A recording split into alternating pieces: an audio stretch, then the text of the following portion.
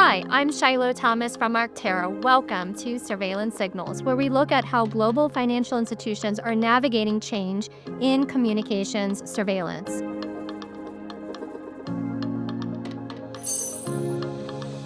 Voice communications have long been part of surveillance, but they haven't always been treated as part of the same unified picture as other communications. In this conversation, we talk about where that gap still creates risk and why bringing voice into a unified surveillance and discovery view matters. Switching gears to voice. Voice is not new as a channel. It just happens to be newer than maybe the written word, but it's been part of surveillance programs. However, it hasn't always been captured consistently across regions or platforms. So, where do you see firms still struggle most when it comes to capturing and being able to monitor voice today? So I still see firms that are kind of moving from that old turret-based approach where people were using, handsets at the desk, and those conversations were recorded by turrets, and then those calls were sampled and listened to by voice comm surveillance teams. Now that most voice communications today are fully digital and, in fact, often incorporated right into the same vendors that are providing you with email and with chat. Um, Now we've got the capability to approach VComs in a much more intelligent manner, very similar to how you would approach ecoms, right? You can use AI, you can use lexicons, you can use classification, you can use a variety of different techniques to be able to identify content that matters within that voice conversation, create a transcript, highlight the areas of the transcript that are pertinent to the reviewer team, have them, read that portion of the transcript, and if required, listen to that voice content and only that portion of the voice content that matters to be able to determine whether or not this needs to be escalated. That's the big change in VCOM's teams is that they're no longer listening to hours and hours of voice conversations. They're listening to 10 seconds here, 5 seconds here, 15 seconds there. They've really become so much more efficient. It's such a no-brainer for organizations to kind of mature their VCOMs uh, technology in such a fashion. But I think, let's be real, not all firms are set up where voice comes in alongside of email and other communications. And so when you're not bringing them in together and running them through a consistent edge and that can determine the effect of one type of conversation on risk versus another, that could be a challenge. And so, what I'm wondering is how have our customers matured in that way to bring them all together into a unified way? And what were some of the things that they were able to then learn and do once they brought it into a unified platform? The biggest key is to bring it into a unified platform, right? So a lot of firms are still leveraging legacy VCOM solutions outside of their ecom solutions. And in some cases, leveraging different surveillance teams. Not only is that leading to a lot of extra expense, but now you're governing two separate surveillance programs, right? And so the first key is to ensure that you can capture, normalize, transcribe that content and bring it in alongside your email, your chat, your mobile conversations so that it resides within a single platform so that it can be surveilled from a single platform.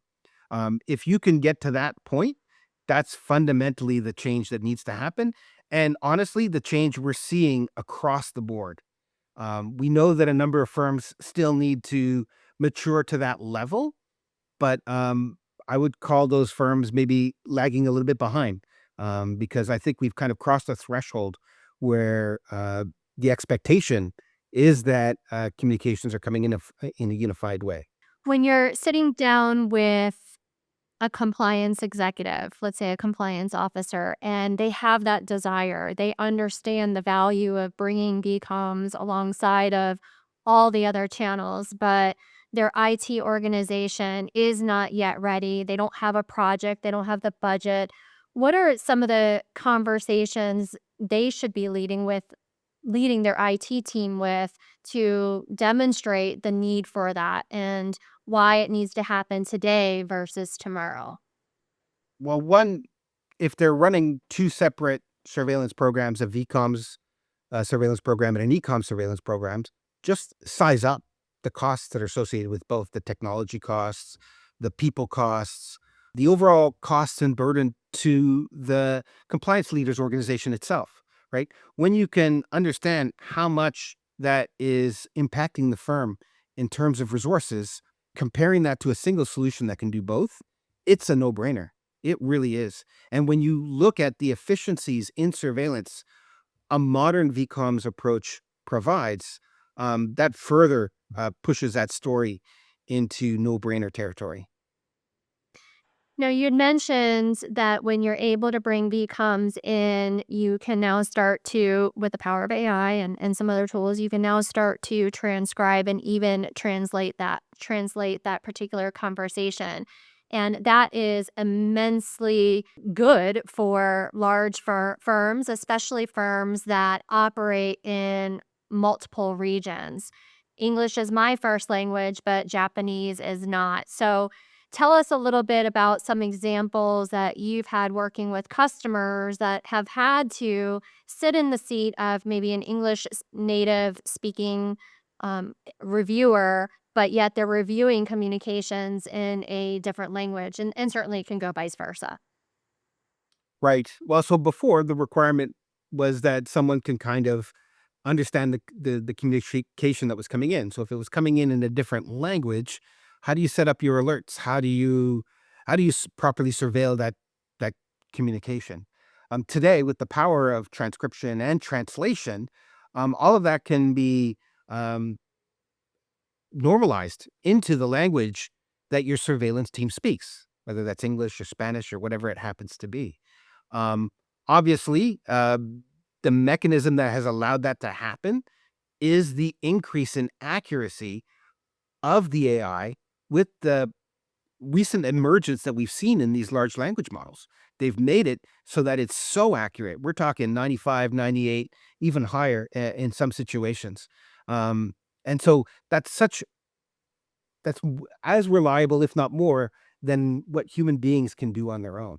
And so leveraging that technology is great. Now, you might still want to have that item escalated to a native speaker to ensure that a particular finding can be properly vetted. But at the very minimum, having your main review team go through that alert to determine whether or not there's something there is key. You don't want to have surveillance teams speaking every language in the world, that becomes very expensive and difficult to manage as an organization. So I can definitely see immense value when you are bringing down a voice conversation, transcribing it, translating it, and then looking at it side by side to something that's written. It's not all the time that you correspond with, let's say, your financial institution by voice or by email or the next channel. So, what type of value does that give our customers when they can see? I imagine that looking at them side by side opens up a whole new way of looking at the context surrounding maybe a larger conversation. Yeah, you're absolutely right. Conversation will go from a phone call or a Zoom call to an email to a chat. So when all of those communications are brought into a single platform and surveilled by a single team, you can reconstruct events very easily, right? When they're brought into different solutions, like a dedicated VCOM solution and a dedicated ECOM solution, you got that big gap that exists between the two. It's difficult to combine and reconstruct events in that situation. So absolutely, that's a huge benefit for sure. I think that coupled with having the ability to look back in time and conduct discovery. So once you identify something that needs to be looked into further, again, there might be more conversations. Again, maybe the voice compared side by side to an email or another channel. Where do you see firms risk falling behind if they don't bring voice into that unified surveillance and discovery workflow. But if firms continue to kind of operate surveillance teams in a silo, they're going to continuously miss out on the opportunity to properly reconstruct events, right? Because sometimes conversations start in like a Zoom call and then they'll go to an email or to a chat. By having that all within a single platform allows organizations to kind of reconstruct events really easily. And so that's one of the real powers of being able to kind of blend those behind a single solution. When voice isn't treated as part of a unified surveillance and discovery picture, firms risk missing important signals. Thanks for watching Surveillance Signals. You can find more perspectives on communication surveillance at arctera.com.